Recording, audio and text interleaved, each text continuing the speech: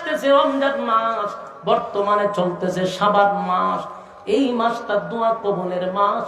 আল্লাহর নবী তো আগের থেকেই দোয়া করে, আল্লাহুম্মা বারিক লানা ফি রাজাব ওয়া শাবান ওয়া বাল্লিগনা রমাদান। আল্লাহর হাবিব দোয়া করতেন রজব মাস থেকে, আল্লাহ আপনি আমার হায়াত লম্বা করে দেন। রমজান আসার আগে আগে রমজান মাসের সামান তৈরি করার সুযোগ করে দেন। আল্লাহ রমজান মাস পর্যন্ত লম্বা হায়াত বাড়ায় দেন। কারণ রমজান হলো ইবাদতের একটা সিজন। বলুন কি? হ্যাঁ, ইবাদতের সিজন। প্রত্যেকটা মানুষের যেমন ব্যবসার ক্ষেত্রে সিজন আছে, ইমানদার বান্দা বান্দির জন্য ইবাদতের একটা সিজন আছে। রমজান মাসে 1 রাকাত নামাজ পড়লে হয় 70 রাকাতের সওয়াব। সুবহানাল্লাহ। এই সিজন আসতেছে, তাই যারা অরিজিনাল ইমানদার সেই মাসটার জন্য দোয়া করতে দেন, আল্লাহ হায়াত বাড়ায়া দেন, রমজান পর্যন্ত বাড়ায়া দেন। আল্লাহ রমজান মাসের ইবাদত করার সামর্থ্য দান করেন। আমার যুবক ভাইরা, নেকির মাস আসতেছে।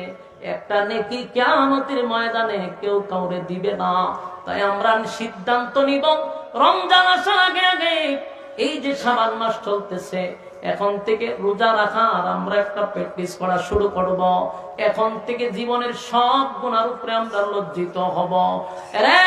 যদি আমরা এখন তওবা করতে থাকি, জীবনের সব গুনার উপরে লজ্জিত হয়ে যাই, তাহলে আল্লাহ বলেন যখন বান্দার গুনাহ থাকবে না, তখন ইবাদতের মধ্যে বান্দা মজা পায়।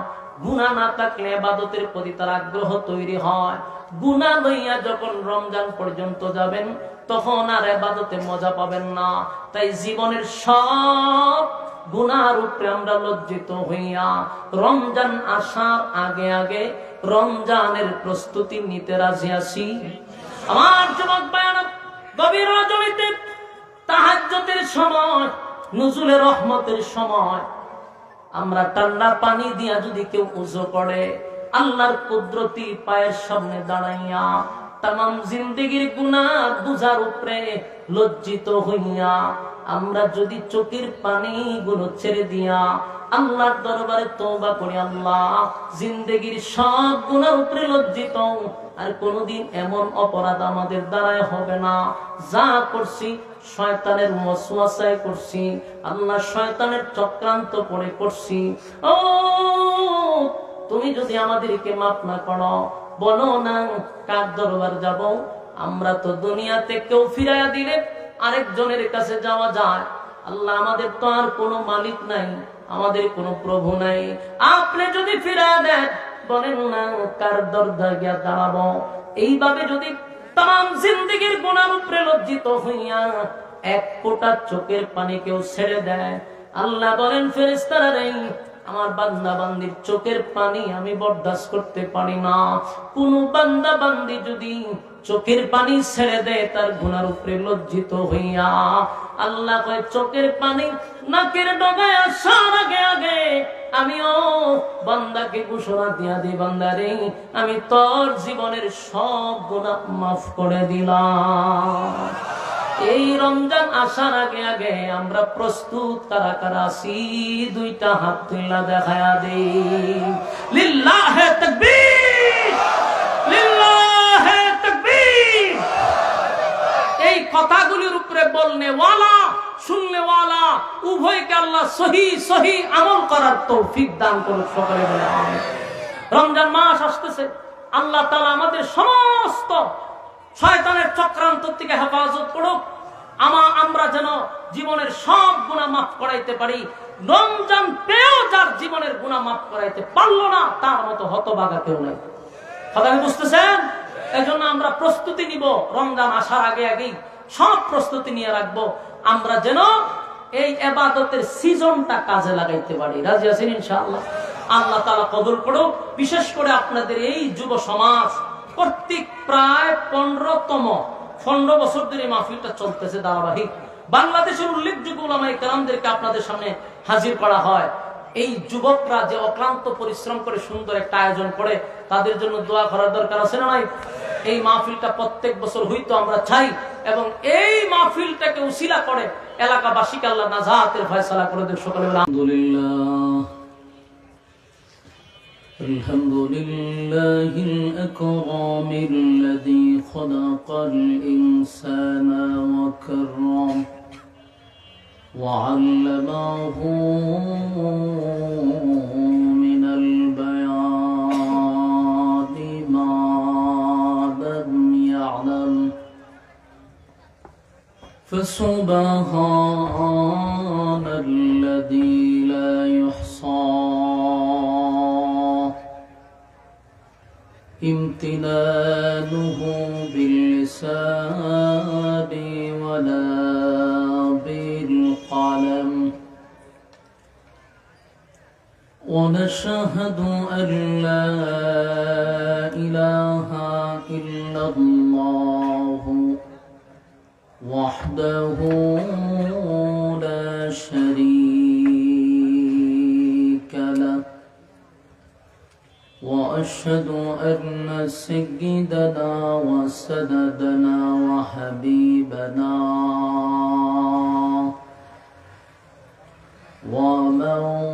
ومولانا محمدا عبد الله ورسوله أرسله بالحق بشيرا ونذيرا وداعيا إلى الله بإذنه وسراجا منيرا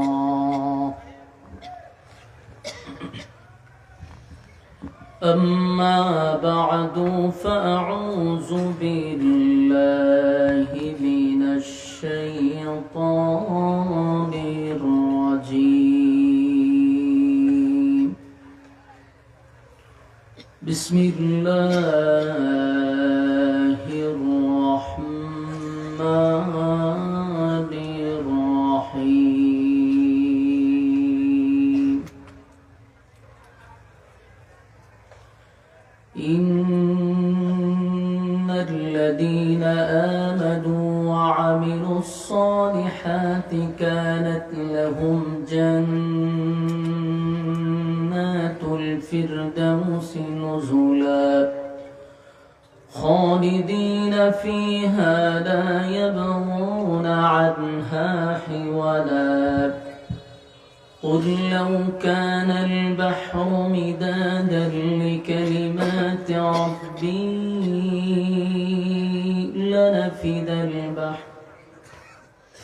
لنفد البحر قبل أن تنفد كلمات ربي ولو جئنا بمثله مددا قل إنما أنا بشر مثلكم يوحى إلي أنما إلهكم إله واحد فمن كان يرجو لقاء ربه فليعمل عملا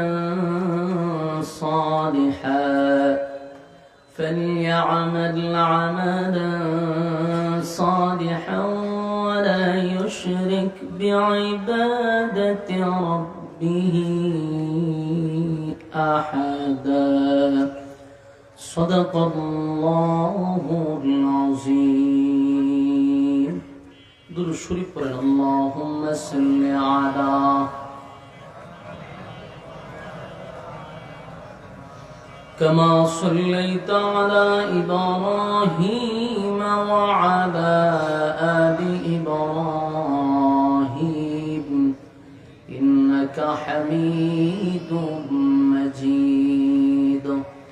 اللهم بارك على محمد وعلى آل محمد كما باركت على إبراهيم وعلى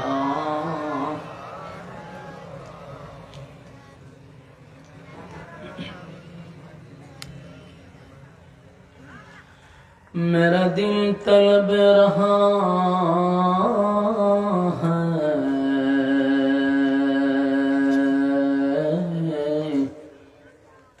मेरे जल रहा है सीना ये दवा ही मिलेंगे मुझे ले चलो मदीना बलगल उला बिकमालिही कशफत तुजा बिजमालिही। ভলিউমটা একটু নিচে নামান আর রিভার্বটা বাড়ান मदीना मदीना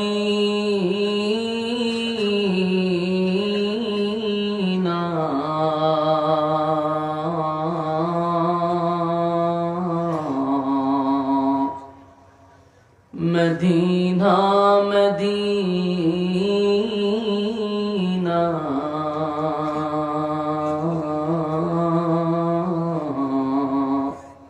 मोमिनों की गुनगुना है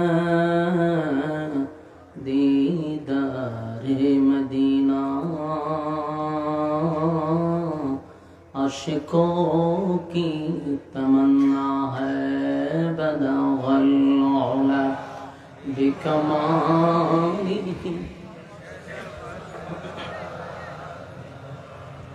हसनत जमीओ खिसालिही सल्लो।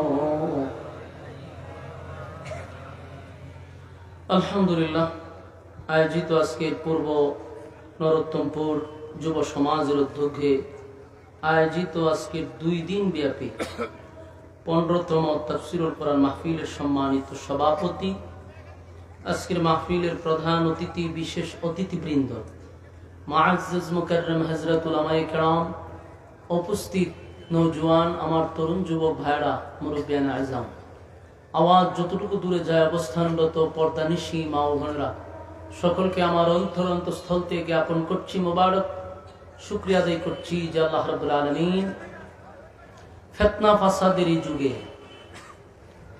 অসংখ্য মানুষের মাঝখান থেকে যাচাই বাছাই করে, নির্বাচিত করে, পছন্দ করে, ভালোবেসে সুস্থ অবস্থায় বরকতি এক মজলিসে আলেমদের সহবতে আসার বসার তৌফিকটুকু দান করেছেন।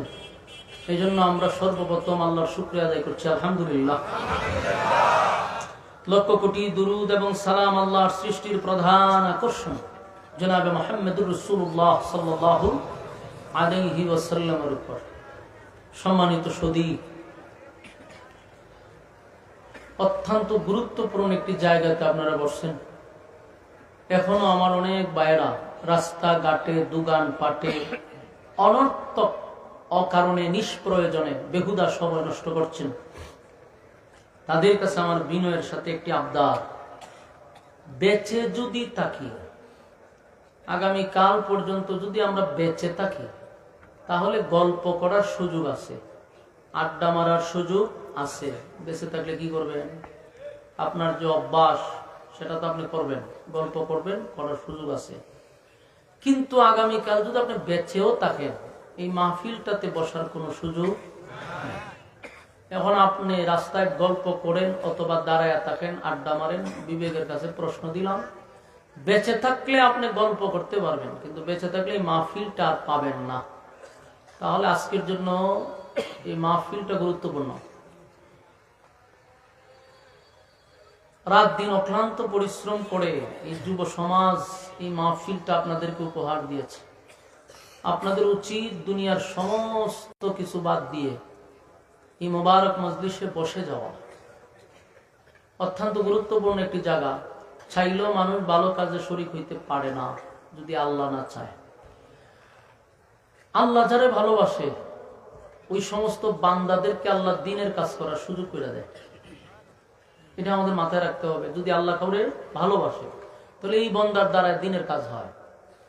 তো এখানে যারা বসছেন সবাইকে আল্লাহ ভালোবাসে। ভালোই যদি না বাসতো তাহলে ফ্যান্ডেলের বাহিরে রাখতো, ভালোবাসে বিদায় প্যান্ডেলের ভিতরে রাখছে, ঠিক না?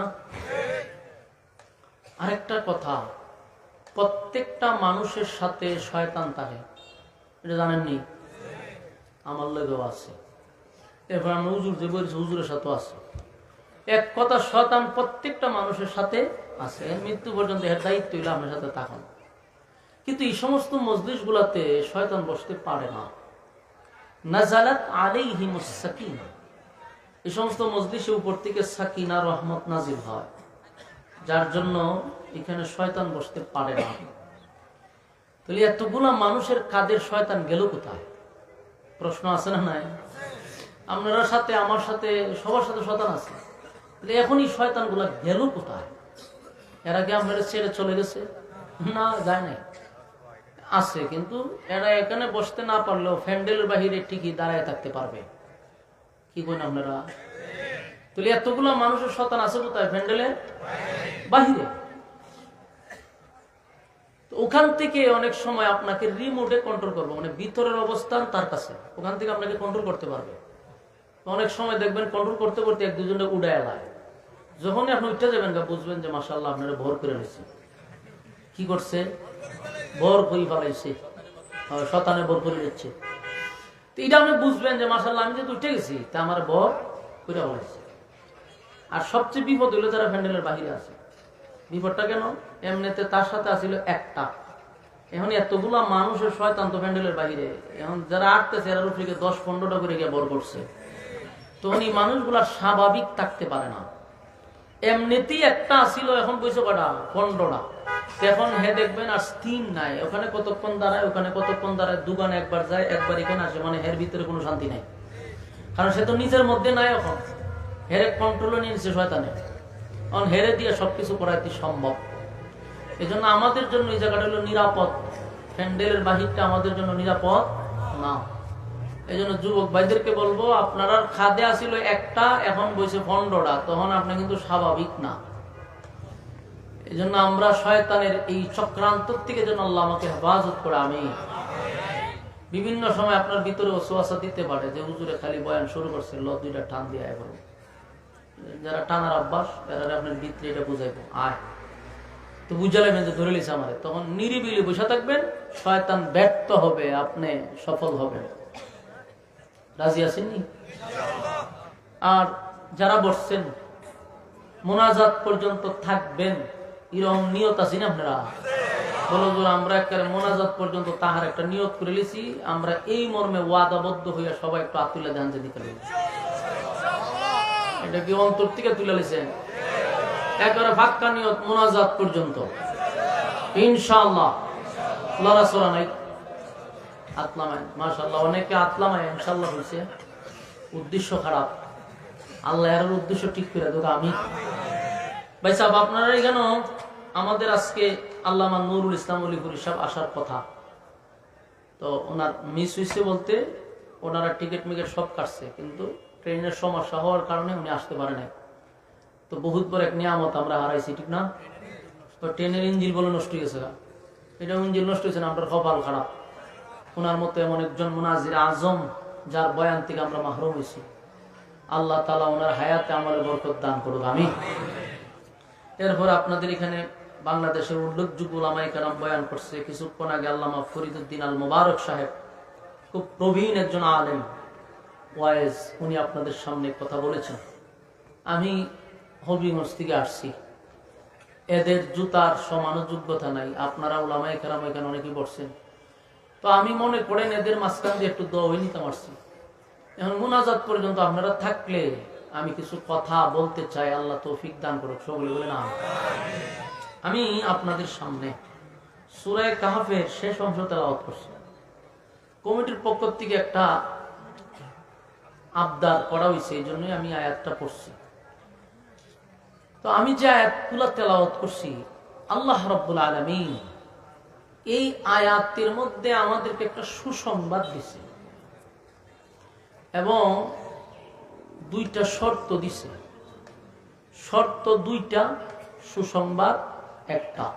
বলুন শর্ত কয়টা? সুসংবাদ। মনোযোগ দিয়ে যদি শুনেন, আশা করি কিছু বুঝে আসবে। তো এখানে শর্ত হইল দুইটা আর সুসংবাদ একটা। আমরা আগে সুসংবাদটা শুনি, তাহলে শর্তের প্রতি আমাদের আগ্রহ তৈরি হবে। আল্লাহ বলেন কানাত লাহুম জান্নাতুল ফিরদাউসি নুজুলা। সুসংবাদটা হইল জান্নাত আছে 8টা, এটা আমরা জানি।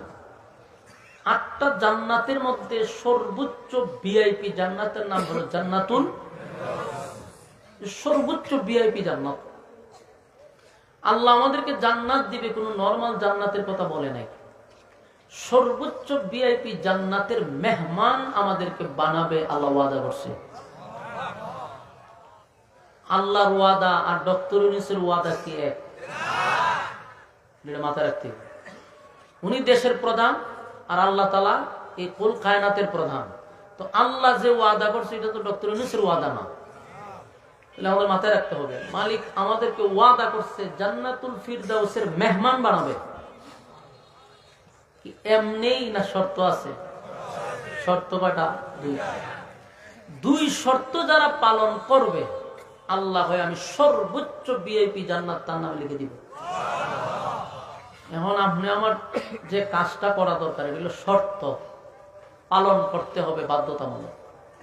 জান্নাত পাওয়ার জন্য অবশ্যই শর্ত আছে, দুনিয়া পাওয়ার জন্য কোনো শর্ত নাই।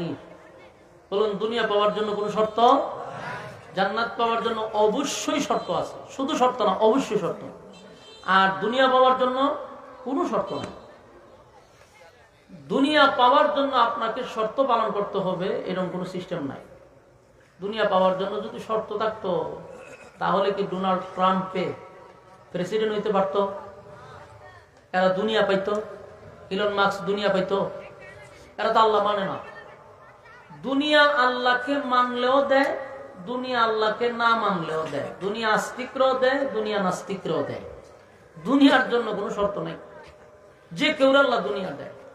কিন্তু জান্নাত পাইতে গেলে আপনাকে অবশ্যই শর্ত পালন করতে হবে। এখন আসুন শর্তটা কি? আল্লাহ বলেন ইন্নাল্লাযীনা আমানু, 1 নম্বর শর্ত। 2 নম্বর হলো ওয়া আমিলুস সালিহাত, 2 নম্বর শর্ত। 1 নম্বর শর্তটা হইল তোমরা ঈমান আনতে হবে। কার উপরে? প্রথম শর্ত হইল ঈমান। 2 নম্বর শর্ত হইল ওয়া আমিলুস সালিহাত, তোমরা নেক আমল করতে হবে।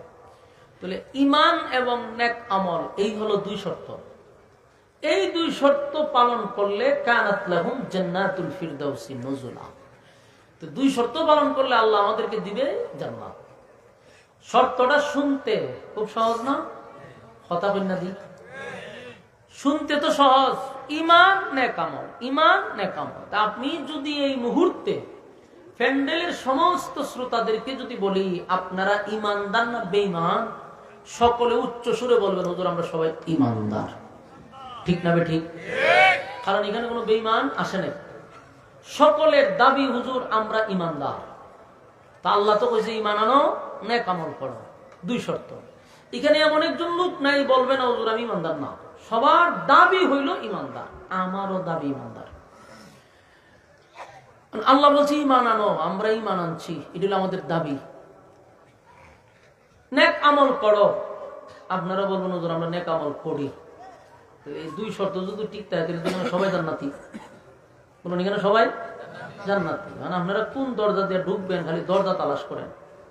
কারণ আপনাদের মধ্যে ঈমানও আছে, নেক আমলও আছে, কিন্তু সবাই জান্নাতি। ঠিক না ঠিক? দাবি অনুযায়ী আমরা ঈমানদার। আমি আমার শ্রোতাদেরকে বলবো খুব মনোযোগ দিয়া এই ভূমিকাটা একটু মনোযোগ দিয়ে শুনেন। ভূমিকা যদি মনোযোগ না দেন সামনের আলোচনা বোঝা কঠিন হবে। দেখেন আমি কিন্তু একটা শব্দ এখানে ইউজ করছি যে দাবির বেলায় আমরা সবাই ঈমানদার। দাবির বেলা আমরা ঈমানদার, সব মানুষ বলবে ঈমানদার। এখন আমি আপনাদেরকে প্রশ্ন করি এই দাবি দিয়া কি জান্নাত পাওয়া সম্ভব? আচ্ছা আরো ভাইকে বললে বুঝতে সুবিধা হবে। আপনাদের এই গ্রামের নাম কি? নরোত্তম। এই গ্রামের বেনামাজি আসেনি যে জুমাও পড়ে না, ঈদের নামাজও পড়ে না? হ্যাঁ এরকম বেনামাজি আছে। এরকম একটা টাটকা বেনামাজিরে আপনারা জিজ্ঞাসা করেন যে ভাই তুই তো 1 ওয়াক্ত নামাজ পড়স না, তোর ঈমান আসেনি। তার উত্তরটা কেমন আসবে? সে বুক ও 3টা তাফা দিয়ে বলবে নামাজ না পড়লে দিচ্ছে আমার ইমান আছে। স্বাভাবিক বলবে না, লারা দিয়ে বলবে অবশ্যই আমার ইমান আছে। আমার কথা একমত নেই আপনারা? আমি নিজে জিজ্ঞাসা করছি, এই জন্য উত্তর যেভাবে দিছে এইভাবে বলছি। বহু বেনামাজিরে জিজ্ঞেসি, ভাই আপনি তো জুম্মার নামাজও জান না, ঘটনা কি তা ইমান আসেনি? আমার ইমান আছে, লারা দিয়া কয়। তো দেখেন তো বেনামাজিরও দাবি ইমানদার। ওই দেন আর উঠে কেড়ে কি ভোর করে লিছে সুরা কেরাত করে ফুদেন ধরে লিছে তো ইসলামী ভোর কইরা লেবো যে কোনো সময় ওইখান থেকে কন্ট্রোল করতেছে। উঠতেন না, সাবধান, মানুষের ছায়া দেখবো আপনার ভাই যে মাশাআল্লাহ আমরা ভাই সাহেব ধরে লিছে, ঠিক না বেঠি? উঠতেন না শরম। দেখেন বেনামাজির দাবি কি, আপনারা আমার সাথে একটু উত্তর দিয়েন, এরপরে বেশি সময় উত্তর লাগতো না, কিছু উত্তর দেন তাহলে ভূমিকাটা শক্ত হবে। আল্লাহর রাস্তায় একটু হা না বললেন। বেনামাজি কি কয়? আমার ইমান আছে। তাহলে আপনি একজন পাক্কা ইমানদার, আপনার দাবি ইমানদার। বেনামাজিরও দাবি কি? ইমানদার। সে কিন্তু দাবির বেলা আপনার থেকে কম না, বরং একটু লারা দেওয়া হয়, ইমান আছে। তাহলে বেনামাজিরও দাবি ইমানদার, আপনারও দাবি ইমানদার, আমি হুজুরেরও দাবি ইমানদার, এখানের হুজুরেরও দাবি ইমানদার। তো দাবির বেলায় বেনামাজি আর আমি একই, হেরো দাবি আমি ইমানদার। সুদকুর আসিনি, সুদকুরও হয় আমি ইমানদার, ঘুষকুরেও হয় ইমানদার, জেনাকুরেও হয় ইমানদার, সাদাবাজেও হয় ইমানদার, টেন্ডারবাজেও হয় ইমানদার, দুর্নীতিবাজেও হয় ইমানদার। বাস্তব না বাস্তব? সবার দাবি ইমানদার। তাহলে দাবির বেলায় তো সুরের যে দাবি আপনি ইমাম সাহেবের একই দাবি, জেনাকুরের যে দাবি আপনি ইমাম সাহেবের একই দাবি। দাবির বেলায় তো কেউ নিজের বেঈমান কয় না, সবাই তো আমি ইমানদার। দাবির বেলায় সবাই ইমানদার। এই দাবির কথা তো আল্লাহ বলে নাই। এই দাবি দিয়া তো আমরা জান্নাত পাবো না, কারণ দাবি দিয়া জান্নাত পাওয়া যায় না। এখন আমরা কিভাবে ঈমান আনবো এটাও আল্লাহ বলে দিচ্ছে। কারণ দাবি করে কেন, এই কেনটা আমরা একটু বুঝাই দিলে আপনাদের আরো সুবিধা হবে। একজন বেনামাজিরে যদি জিজ্ঞাসা করি তোমার ঈমান আছে, সে বলে আমার ঈমান আছে, আমি ঈমানদার। দাবিটা করলো কেন? হেও জানে যে আমি ঈমানদার দাবি করছি, বাপের বেড়া নাই আমার বেঈমান কইতো। কারণ ঈমান মাফার মিশিং বাংলাদেশে বাড়িছে না, পৃথিবীর কোন ওয়ার্কশপে ঈমান মাফার মিশিং পাওয়া যায় না। এই জন্য সে দাবি করছে আমি ঈমানদার। আপনারা বেঈমান কইবেন কেন? যদি ঈমান মাফার থার্মোমিটার থাকতো তাহলে বিপদ আছে, ঠিক না বেটি? জ্বর উঠলে কি দিয়া মাফে? থার্মোমিটার দিয়া। দেখবেন জ্বর উঠলে এটা বগলের নিচে ঢুকায়, ঢুকায় 2-3 মিনিট রাখার পরে টান্দা বাইর করে 102, 103 জ্বর মাফে। আল্লাহ না করে যদি ঈমান মাফার থার্মোমিটার থাকতো তাহলে কি দরবারটা লাগতো জানেন? এই যে আমি আইসি ওয়াজ করতাম, এরপরে মনে করেন ফরিদউদ্দিন আল মুবারক হযরত আইসি ওয়াজ করতো, আমরা আগে দরজা লাগাই হয়তো হুজুর একটু ওয়াজ হতে যাবেন, আগে একটু ঈমানটা মাইপা লই, বগলের নিচে হুজুর একটু আলগে দেন। তা আগে নিয়ে ঈমান চেকআপ করতো, তো বগলের নিচে আলগে দিয়ে সেটা এবার কতক্ষণ দইরা টান্দা বাইর করে দেখতো যে ঈমানের পয়েন্ট একবারে 0। তখন কমিটিরা বইয়া পরামর্শ করতো, না হুজুর স্টেজে তুলন যেত না, লক্ষণ খুব খারাপ, হুজুর বাড়ি যান গা, কারণ আপনার ঈমানের পয়েন্ট কম। এখন ইমাম সাহেবের পরীক্ষা করলো, মসজিদের ইমাম সাহেবের ঢুকাইতে গেল, তখন কি করতো? থার্মোমিটার দিয়ে পরীক্ষা করতে, ঈমান আসেনি। ফির সাহেব এসে মুরিদ করতো, কইতো হুজুর আমরা সবাই মুরিদ, আগে আপনি বগলের নিচে আলগে দেন। ফির সাহেবের বগলের নিচে ঢুকাই দিত থার্মোমিটার, ঠান্ডা বাইর করে দেখতো যে ঈমান লাল বাতি চলে, আর মুরিদ দেবনি।